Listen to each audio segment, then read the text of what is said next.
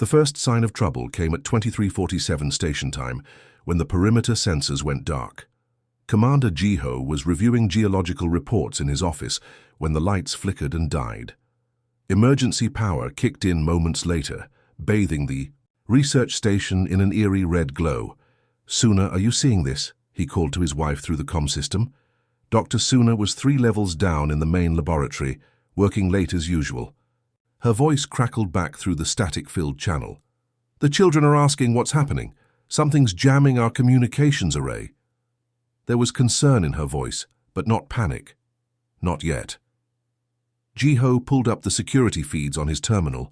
What he saw made his blood run cold. Dark shapes moved across the station's outer hull like liquid metal, flowing around the research facility's white corridors. The Vorthak had found them. These weren't the crude pirates that occasionally harassed shipping lanes. These creatures moved with military precision, their 6 legs carrying them silently through the station's ventilation systems. Each raider stood nearly 8 feet tall, with chitinous black armor that seemed to absorb light. Their heads resembled those of giant beetles, with compound eyes that glowed an unsettling green in the darkness. The first scream came from Section C, then another from the residential wing. Jiho watched in horror as his research team fell one by one. The Vorthak didn't kill indiscriminately. They stunned the adults with neural disruptors and moved past them with singular focus. They were hunting something specific. "The children," Jiho whispered, understanding flooding through him. "They're after the children."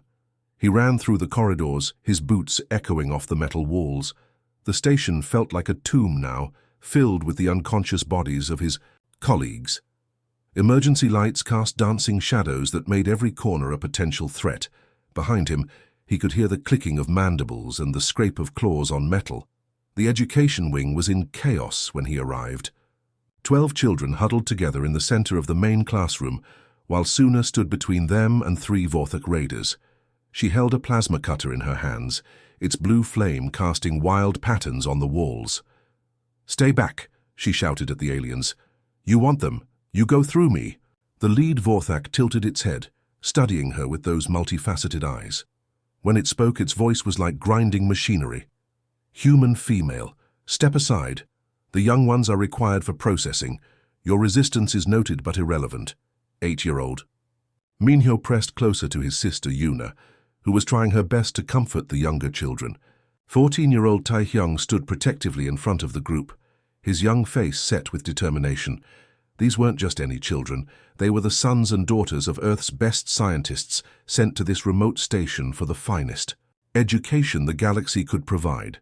Processing. Suna's voice was deadly quiet. What kind of processing? The Vorthak captain's mandibles clicked in what might have been amusement. Labor markets require young specimens, flexible minds, strong bodies. Your offspring will serve the Empire well. That's when Suna attacked. The plasma cutter sliced through the air, forcing the nearest raider to leap backward. For a moment, Jiho thought she might succeed. His wife had always been resourceful, brilliant under pressure. But there were 3 of them, and they moved. With inhuman speed, the neural disruptor hit her center mass. She crumpled to the floor, her body convulsing as electricity coursed through her nervous system. The plasma cutter clattered away, its flame dying as it hit the ground. "Mama Suna!" Little Yuna cried out, using the pet name all the children had adopted for the station's beloved chief scientist. The Vorthak moved quickly after that. Energy restraints materialized around each child, lifting them off the ground in glowing cages. Taehyung struggled against his bonds, shouting words of encouragement to the younger ones, even as tears streamed down his face. "Don't be scared. Remember what Mama Suna taught us about being brave." Jiho pressed himself against the doorframe, watching helplessly as his wife's body lay still on the classroom floor. The aliens herded their captives toward the station's main airlock, where their ship waited like a metallic predator. The vessel was massive, its hull covered in the same light-absorbing material as the raider's armor. Weapon ports lined its sides like the eyes of some ancient monster. As the last child disappeared into the ship's cargo bay, Jiho made his choice. He ran back to his office, his hands shaking as he activated the emergency beacon. The message would take 3 days to reach the nearest human patrol, but he had to try. His fingers flew across the keyboard as the Vorthak ship's engines began to whine. Code Black, children taken, coordinates attached. Tell them what they've done. The ooh. Raider ship lifted off, its massive form blotting out the stars as it climbed toward the jump point. Within moments it vanished into hyperspace, taking 12 innocent children into the darkness between worlds. Jiho collapsed in his chair, staring at the transmission confirmation on his screen. Somewhere in the depths of space, his message was, racing toward home, carrying news that would shake the foundations of human civilization. The Vorthak had made their greatest mistake. They had taken humanity's children. The transmission arrived during the night shift aboard the patrol frigate Silent Dawn. Captain Dae-hyun was reviewing supply reports when the priority alert chimed through the bridge speakers. 23. Years of military service had taught him to recognize the sound of trouble, and this particular tone made his stomach clench with dread. Captain, we're receiving an emergency beacon from the Kepler system, called out Ensign Wonho from the communications station. The young officer's face was pale as he worked to clean up the signal. It's badly corrupted, sir. Whatever happened out there, it happened fast. Dae-hyun set down his coffee and moved to the central command chair. The Silent Dawn was patrolling the outer rim territories, far from the main shipping lanes, where most of humanity's fleet operated. Out here, they were often the first line of defense against pirates, smugglers, and worse things that lurked in the darkness between stars. Put it through the decoder, he ordered, and wake up Lieutenant Hyejin. If this is what I think it is, we're going to need our best communications officer. The bridge fell silent, except for the soft hum of computers processing the damaged transmission. Dae-hyun studied the tactical display, noting their current position relative to the Kepler system. 3 days' travel at maximum burn, assuming their aging engines didn't break down again. Lieutenant Hyejin arrived on the bridge within minutes, her uniform hastily assembled, but her mind already sharp and focused. She had served under Dae-hyun for 8 years, and he trusted her instincts more than his own sensor readings. What do we have, Captain? She asked, sliding into her station and pulling up the transmission data. Emergency beacon from Research Station Kepler 7. The signal is fragmentary, but there are some words coming through clearly. Dae-hyun's scarred face, a memento from a pirate raid 5 years earlier, showed no emotion, but his hands were clenched tightly on the armrests of his chair. Hyejin worked her magic on the corrupted data, her fingers dancing across multiple keyboards simultaneously. The main screen flickered as she boosted the signal strength and filtered out cosmic interference. Slowly, Commander Jiho's desperate message began to take shape. Code Black. Children taken. Coordinates attached. Tell them what they've done. The bridge crew exchanged glances. Code Black was not a drill, it was not a mistake. It was the one signal that every human officer hoped they would never receive. Sir, Hyejin's voice was carefully controlled, but Dae-hyun could hear the rage, burning just beneath the surface. Long-range sensors are picking up Vorthak ship signatures, heading toward the Nexus trade routes. The energy patterns match those from the Kepler system attack. Dae-hyun closed his eyes for a moment. In his mind, he could see the faces of the children he had met during his last visit to Research Station Kepler 7. Bright young minds, the future of humanity, sent to the outer rim for the best education their civilization could provide. Now they were gone, taken by creatures that viewed them as nothing more than merchandise. Communications open a priority channel to Fleet Command, full encryption, maximum power. His voice carried the authority of a man who had seen too much war and was about to see more. Channel open, sir. This is Captain Dae-hyun, Commanding Officer, UNS. Silent Dawn. Patrol Sector 77 Alpha. Authorization Code Omega 77. We have a confirmed Code Black situation. Repeat, Code Black is confirmed. 12 human children have been taken from Research Station Kepler 7 by Vorthak raiders, requesting immediate activation of the Shepherd Protocol. The response came back faster than he had expected. Admiral Kyungmin's voice crackled through the speakers, and Dae-hyun could hear the controlled fury in every word. Captain Dae-hyun, this is Fleet Command. Shepherd Protocol is authorized. All available assets are being redirected to your position. Hold your current course and maintain surveillance on those Vorthak signatures. Understood, Fleet Command. What about the research station? Recovery teams are already en route. Captain, I need you to understand something. This is no longer a rescue mission. This is a declaration of war. The transmission ended, leaving the bridge in stunned silence. Ensign Wonho looked up from his console with wide eyes. Sir, what's the Shepherd Protocol?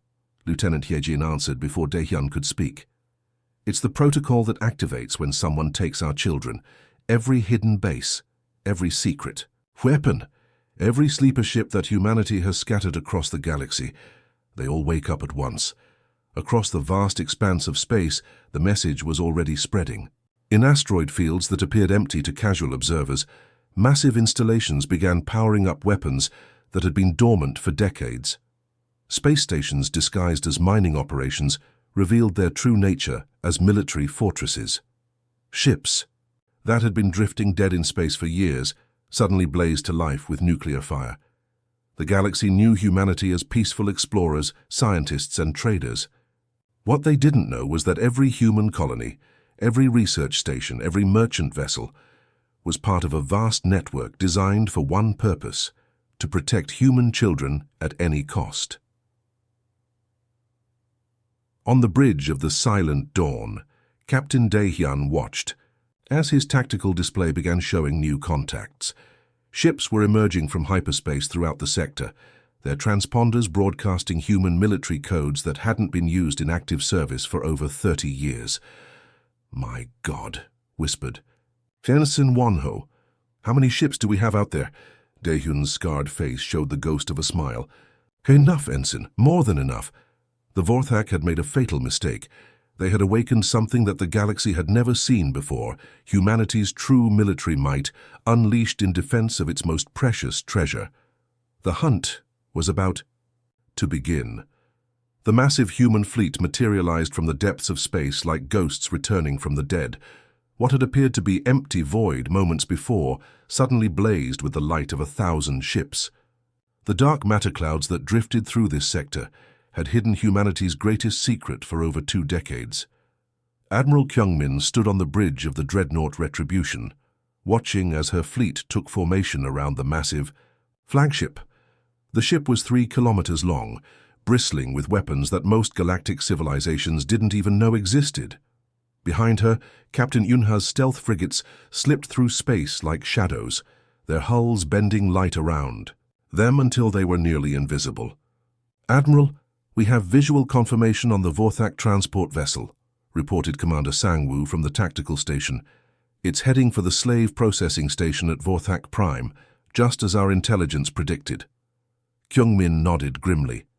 For 30 years, humanity had been cataloguing every slave route, every processing center, every auction house in this part of the galaxy. They had watched in silence as other species were bought and sold like cattle. They had waited, prepared, and planned for the day when someone would be foolish enough to take human children. What's the status of our stealth reconnaissance? She asked. Captain Yuna reports successful infiltration of the transport's data systems. She's confirmed 12 human children aboard, all alive. The ship will reach Vorthak Prime in 18 hours. On the view screen, the Vorthak transport looked like a massive insect crawling through space. Its hull was covered in the same light-absorbing material as their raiders, making it difficult to track with conventional sensors. But humanity's technology had advanced far beyond what the galaxy knew about. Deep inside the transport's cargo hold, the captured children huddled together in their energy cages. The Vorthak had intended these restraints to be inescapable, but they had underestimated human ingenuity and determination. "Pass me that piece of metal, Minho," whispered Tai-hyung to his 8-year-old companion. The older boy had been working for hours to weaken the energy field that held them prisoner. His hands were cut and bleeding from handling the sharp debris, but his eyes burned with fierce determination. Yuna, Minho's sister, watched the corridor for any sign of their guards. "The big one with the green eyes came by an hour ago. I think they're preparing to land soon." Taehyung nodded as he carefully wedged the metal fragment into a gap he had discovered in the cage's power coupling. Dr. Suna had taught them about resistance movements throughout human history during their lessons. She had explained how ordinary people could fight back against impossible odds, using nothing but courage and cleverness. Remember what Teacher Suna said about the French resistance during World War II? Taehyung whispered to the other children. They used whatever they could find to fight the occupiers. Bent spoons, broken glass, even their own shoelaces. 10-year-old Ji-hoon held up a piece of wire he had pulled from the wall. Like this? Exactly like that. We're going to get out of here, and when we do, we're going to make these bugs sorry they ever heard of Earth. The energy field flickered as Taehyung's improvised tools found their mark. The other children pressed closer, hope flickering in their eyes for the first time since their capture. Meanwhile, hundreds of light years away, the human fleet was positioning itself for the largest military operation in their species' history. Admiral Kyung-min had divided her forces into 3 groups. The main battle group would assault the processing station directly. Captain Yoonha's stealth squadron would rescue the children. And the 3rd group had a special mission that would send shockwaves throughout the galaxy. Admiral, we're receiving reports from our deep space reconnaissance units, announced Lieutenant Jiwoo from the communications station. They've located 17 other Vorthak slave facilities across 9 star systems. All of them are currently holding prisoners from various species. Kyungmin's expression hardened. The plan had always been bigger than just rescuing 12 human children. Humanity was about to announce its presence on the galactic stage in a way that no one would ever forget. Signal all task forces. Operation Shepherd's Wrath is a go. We hit every facility simultaneously. No survivors among the slavers, but every prisoner gets rescued. Captain Yoonha's voice crackled through the communication system from her stealth frigate Shadow Strike. Admiral, my infiltration team is in position. We can extract the children the moment you give the word. Hold your position, Captain. Let them dock at the processing station first. I want to make sure we get everyone involved in this operation. The Vorthak processing station orbiting their homeworld was a nightmare of metal and suffering. Thousands of beings from dozens of species worked in its factories and mines, their lives measured only by their productivity. The station's commanders had grown wealthy selling sentient beings to the highest bidder. They had no idea that their entire civilization was about to pay the price for taking humanity's children. On the transport ship, Taehyung finally managed to short-circuit their cage's energy matrix. The field collapsed with a soft buzz, and suddenly 12 human children were free inside the cargo hold. Stay quiet, Taehyung whispered. We need to find a way to signal for help. Little did he know that help was already on the way in the form of the most powerful military force the galaxy had ever seen. The attack began with absolute silence. At exactly 400 station time, the lights throughout the Vorthak processing facility flickered once, then died completely. Emergency power kicked in moments later, casting everything in an eerie red glow. The alien guards chittered nervously to each other, their compound eyes scanning the shadows for threats they couldn't see. Then the humans materialized out of thin air. Colonel Jiwon appeared first, her armored form solidifying in the main control room like a ghost becoming real. The teleportation technology was humanity's most closely guarded secret. Developed in underground laboratories while the galaxy assumed they were peaceful traders, the Vorthak technician at the central console had just enough time to open his mandibles in shock before Jiwon's stun weapon dropped him to the floor. Throughout the massive station, 50 more human marines materialized simultaneously. They moved with deadly precision, their black armor making them nearly invisible in the dim corridors. Each soldier carried weapons that hummed with energy the Vorthak had never encountered before. Shepard Team Alpha, we have the control room, Jiwon whispered into her comm unit. Beginning prisoner liberation protocol. The station's commander, a massive Vorthak with scarred chitin and cruel yellow eyes, was awakened by the sound of explosions, echoing through the facility. He scrambled from his sleeping chamber, his 6 legs carrying him toward the command center. What he found there made his alien blood run cold. His guards lay unconscious on the floor. The security screens showed human soldiers moving through every level of his station. These weren't the weak creatures his species had been told about. These humans moved like apex predators, dismantling his operation with terrifying efficiency. "Sound the alarm," he screamed at his remaining staff. "Contact the fleet. We're under attack." But his communications were already dead. Captain Yoonha's Stealth ships had been jamming their signals from the moment the attack began. Deep in the transport ship's cargo hold, Tae-hyung and the other children heard the distant rumble of explosions. The ship had docked with the processing station an hour earlier, and now something was happening outside their prison. "That sounded like weapons fire," whispered Yuna, pressing her ear against the metal wall. Tae-hyung nodded, his makeshift tools still working to disable their remaining restraints. "Someone's fighting the bugs. Maybe it's a prisoner revolt." The cargo bay doors suddenly hissed open, and Vorthak guards rushed in. Their energy weapons were charged and ready, their eyes darting nervously around the hold. Behind them came a handler, a smaller alien species that served the Vorthak Empire as overseers. "Move the young humans to Processing Bay 7 immediately," the handler squeaked. "The station is under attack. We need to complete their registration before—" The handler's words were cut off as the lights went out completely. In the darkness, the children could hear the distinctive whine of human energy weapons. Bright flashes illuminated the cargo bay as someone fought the guards just outside their door. "Stay down," Tae-hyung hissed to the other children, pulling them toward the back of their makeshift shelter. The fighting lasted only seconds. When the emergency lights flickered back on, Colonel Ji-won stood in the doorway. Her armor was scorched from weapon fire, but her eyes were kind as she looked at the huddled children. "Kids, we're here to take you home," she said, her voice gentle despite the chaos erupting around them. Little Minho started crying with relief. "Are you really human? Are we really saved?" Ji-won removed her helmet, revealing a face that could have been their teachers or their neighbors back on Earth. "Yes, sweetheart, you're safe now. My name is Colonel Ji-won, and I've come a very long way to find you." As her team worked to free the children from their restraints, Ji-won received reports from across the galaxy through her communication implant. The operation was larger than even she had imagined. "Colonel, this is Admiral Kyungmin. Operation Shepherd's Wrath is proceeding as planned. We have simultaneous strikes confirmed on 17 Vorthak facilities across 9 star systems." The scope of humanity's response was staggering. While Colonel Ji-won rescued the children, entire human battle fleets were materializing at every known Vorthak slave operation in their corner of the galaxy. Weapons that had been hidden for decades were finally being used, unleashing destruction. That made the aliens' own technology look primitive. The Vorthak slave facility orbiting Kepler 9 simply vanished in a ball of nuclear fire. The processing center near the Rigel system lasted slightly longer, but only because the human Marines needed time to evacuate the thousands of alien prisoners before destroying it completely. On Vorthak Prime itself, the planet's defense fleet tried to respond to the crisis.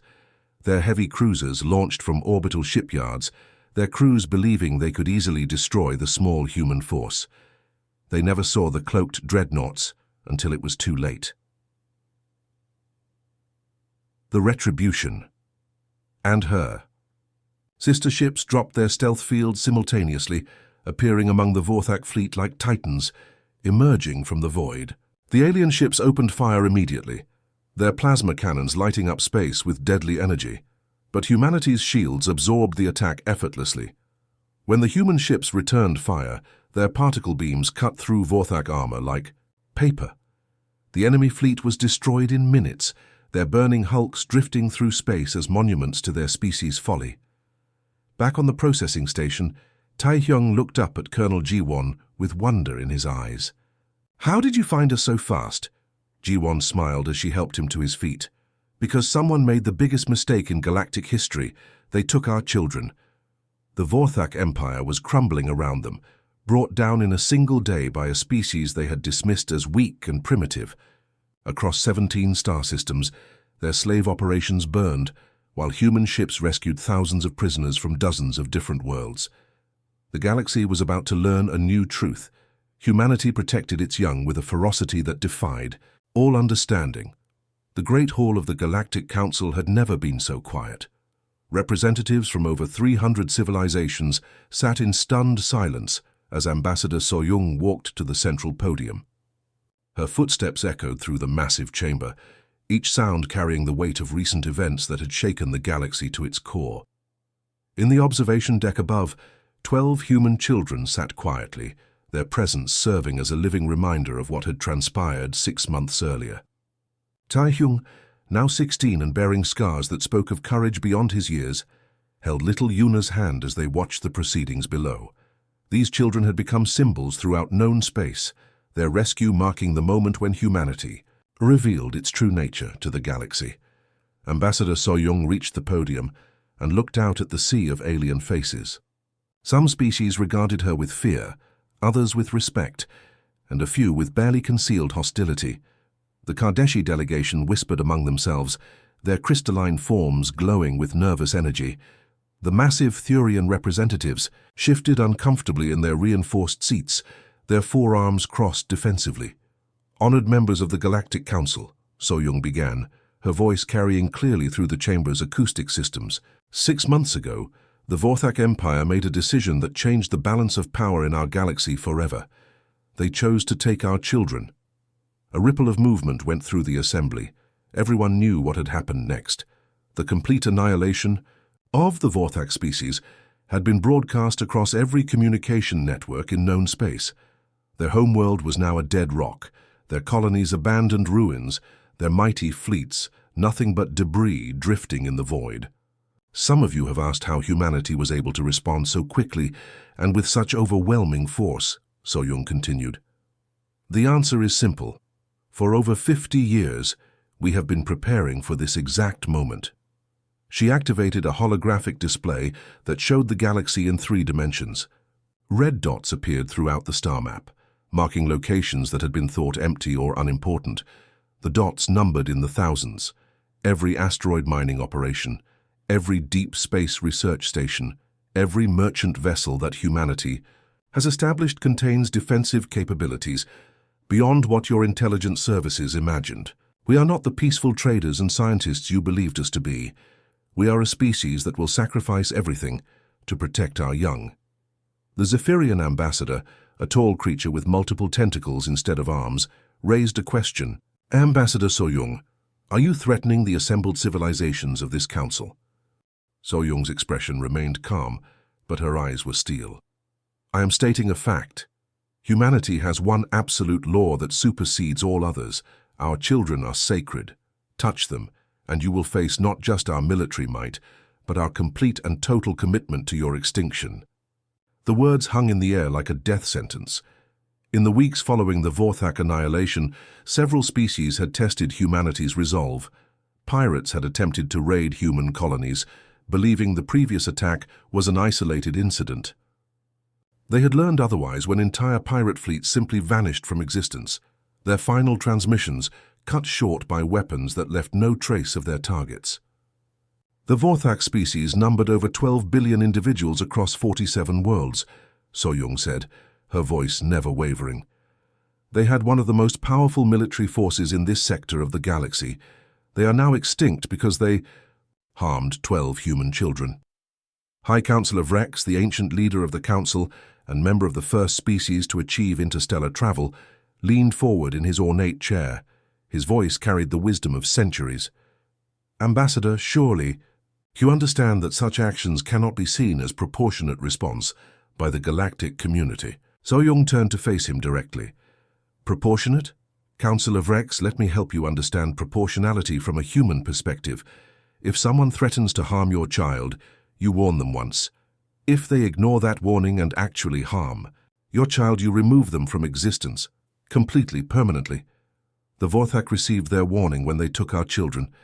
They sealed their fate when they refused to return them unharmed. In the observation deck, young Minho pressed closer to his sister Yuna. The 8-year-old still had nightmares about their time in the alien cages, but seeing the powerful beings of the galaxy treat his people with such respect made him feel safer than he had in months. Look, Yuna, he whispered, pointing at the holographic display. All those red dots are protecting us.